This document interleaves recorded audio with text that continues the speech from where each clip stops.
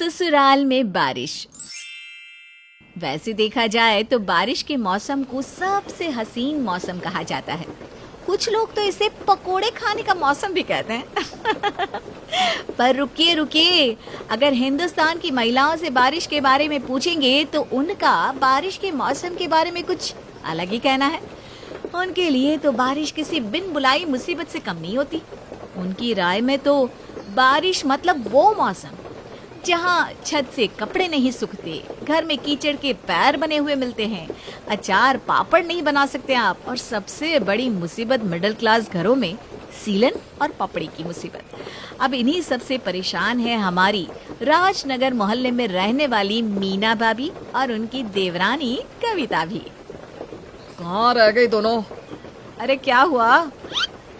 अरे हम दोनों भीग के आए हैं, जरा टॉवेल तो दीजिए और गर्मा गर्म चाय और थोड़े भजिए भी बना दो प्लीज। हाँ हाँ, अभी तो ये आपका रोज का हो जाएगा, चाय और पकोड़े, चाय और पकोड़े। चलो आप दोनों अपने आप को सुखा लीजिए, मैं और भाभी पकोड़े बना देते हैं। हाँ, आज तो मजा ही आ जाएगा। चलिए भैया, जल्दी से तैयार होकर आते हैं। परेश और रवि जब तक अपने आप को सुखाते हैं तब तक मीना और कविता ने चाय और पकोड़ों का बंदोबस्त कर लिया था। अब सब लोग मजे से बैठकर पकोड़े खाने ही वाले थे। क्या खुशबू आ रही है भाई पकोड़ों की।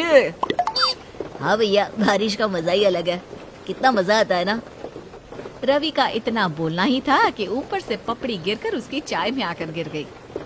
अरे ये क्या हो गया? क्यों? अब लो ना बारिश का मजा। जरा ऊपर देखो कितनी सीलन हो गई है।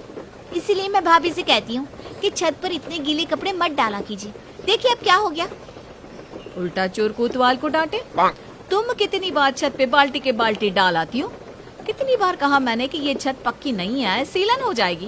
पर नहीं, इन्हें तो सुननी नहीं है, डालती जाती है बाल्टी पे बाल्टी पानी की। अरे वो तो छत गर्मियों में गर्म हो जाती है, तभी मैं उसे ठंडी करने के लिए पानी डाल आती थी। पर ये इन्हें कितनी बार कहा कि भाभी कपड़ों को थोड़ा निचोड़ कर डालिए, पानी पूरे छत पर जा रहा है, पर इन्हें तो सुननी नहीं। अब देखिए हो गई ना सीलन, अब पूरी बारिश में गिरती रहेंगी पपड़ियाँ। माँ जी ये देखिए ना, ये कैसे मुझ पर आरोप लगा रही है। आप ही कहिए ना इसे, आप तो जानती है ना गलती किसकी है। अब तो सारा दिन देखती है कि ये क्या क्या करती है। वही तो माँ जी को सब पता है, वो सब कुछ देखती है। बताइए ना माँ जी कि गलती भाभी की है या नहीं, उनकी वजह से ही हुआ है ना ये सब। अरे बस करो तुम दोनों, अब इस बात पर भी लड़ोगी क्या? अब जिसकी भी गलती थी, सिलन तो हो गई है ना। अब तो इसे बनवाना पड़ेगा। और माँ इसमें तो बहुत खर्चा जाएगा। और बारिश के मौसम में तो कारीगर भी इतनी आसानी से नहीं मिलते, मिलेंगे भी तो ज्यादा पैसे मांगेंगे। हाँ माँ, रवि सही कह रहा है, हमें कुछ दिन इंतजार करना पड़ेगा बनवाने में भी। हाँ, तब तक ऐसे ही काम चलाते हैं जब तक हमारी पगार नहीं आ जाती। बस ये ध्यान रखना कि छत पर अब ज्यादा पानी या फिर सीलन ज्यादा बढ़ जाए, ऐसा कुछ भी मत करना, वरना पूरा कोयर उखड़ता जाएगा। सुन लिया ना कविता, क्या कह रहे हैं? अब ज्यादा कुछ मत करना इस सीलन को बढ़ाने के लिए। मैंने तो सुन लिया और समझ भी लिया, पर मुझे यकीन है कि आपको अभी तक कुछ समझ में नहीं आया होगा। क्या कहो? अरे चुप करो दोनों, तुम दोनों अब ध्यान रखना कि जब तक ये बनवा नहीं लेते तब तक ना तो छत पे ज्यादा पानी गिराना है और ना ही पपड़ियाँ बढ़े, ऐसा कुछ भी करना है, ठीक है? कावेरी ने दोनों को समझा तो दिया, पर ये दोनों समझने के बजाय एक दूसरे पर आरोप लगाने के मौके ढूंढने लगी थी। इन्हें तो बस बहाना चाहिए था कि कैसे वो एक दूसरे को गलत साबित कर सके। माँ जी ये देखे, ये अभी अभी छत पे गई थी, फिर से हाथ में बाल्टी है। कविता यहाँ आओ, कल ही मना किया था ना कि छत पर ज्यादा पानी मत डालना, फिर से बाल्टी लेकर ऊपर क्या करने गई थी तुम? माँ जी मैं जानती हूँ मीना भाभी ने ही आपको मेरे खिलाफ चुगली की होगी, पर मैं सिर्फ छत पर पौधों को पानी डालने गई थी, मैंने छत पर पानी डाला ही नहीं है। अरे वाह, इतने बारिश के मौसम में पौधों को क्या जरूरत है पानी डालने की? तुम्हारे पानी डालने की वजह से देखना सिलन और बढ़ जाएगी। आप तो चुप ही रहिए भाभी। आपको पता है माँ जी इन्होंने सुबह सुबह क्या किया है? ये झाड़ू लेकर सुबह सुबह जाले साफ करने लगी थी, इसकी वजह से कितनी पपड़ियाँ उतर गई। मीना, जब सबने कहा है कि जब तक सीलन नहीं बन जाती तब तक कुछ ज्यादा मत करना, तो तुम ये सब क्यों कर रही हो?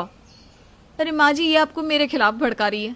और मैं तो बस जाले साफ कर रही थी, क्योंकि बहुत धूल मिट्टी जम गई थी उनमें। और ये आपको ना बढ़ा चढ़ा कर बता रही है। ये कान भरना और चुगली करना आपका काम होगा भाभी, मेरा नहीं। मैंने तो जो देखा बस वही सच बताया माँ जी को। अरे इस सिलन से ज्यादा मुझे लगता है तुम दोनों का दिमाग ठीक करने की जरूरत है। तुम दोनों के दिमाग में सिलन हो गई है।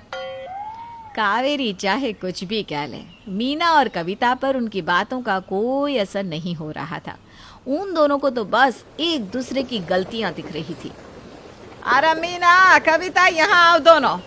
तुमसे कहा था ना कि बाहर बारिश हो रही है, इस सिलन से पानी टपक रहा है, तो यहाँ कोई बर्तन क्यों नहीं रखा? मैंने तो रखा था माँ जी, सच में। आपने कहा और मैंने उसी वक्त रख दिया था। हाँ, और आपको क्या लगता है यहाँ से बर्तन किसी भूत ने उठा लिया? भूत ने ना सही, भूतनी भी तो हो सकती है ना माँ जी।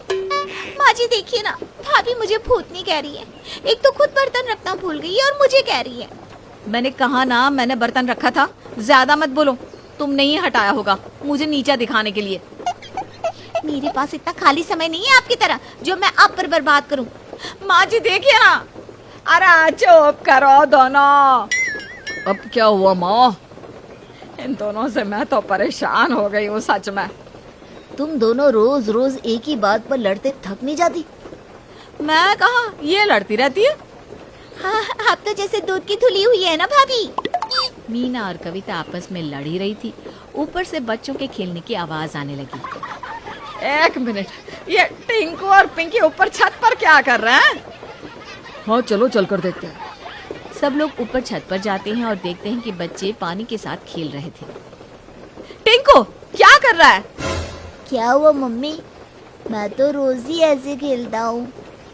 रोज पानी से खेलते हो? हाँ, हम दोनों यहाँ पानी से खेलते हैं। ये लो, खुदा पहाड़ निकला चूहा। तुम दोनों एक दूसरे पर इल्जाम लगा रही थी और यहाँ तुम्हारे बच्चे ये सब कांड कर रहे थे। अब क्या कहना है तुम दोनों का? सॉरी भाभी, मैंने बेवजह ही आप पर आरोप लगा दिया। मैं भी माफी मांगती हूँ, मैंने भी पता नहीं क्या क्या कह दिया। चलो, अब यह मसला तो सुलझ गया। अरे चलो नीचे, बारिश शुरू हो गई है। अरे नीचे कहाँ चले, आज तो बारिश में नहाएंगे जम के। वैसे भी कल से कारीगर आ जाएंगे सिलन को बनवाने। हाँ हाँ चलो भैया। और सब लोग साथ में बारिश में नहाने लगते हैं। तो आपके घर में बारिश को लेकर क्या क्या ड्रामा होता है, हमें जरूर बताइएगा।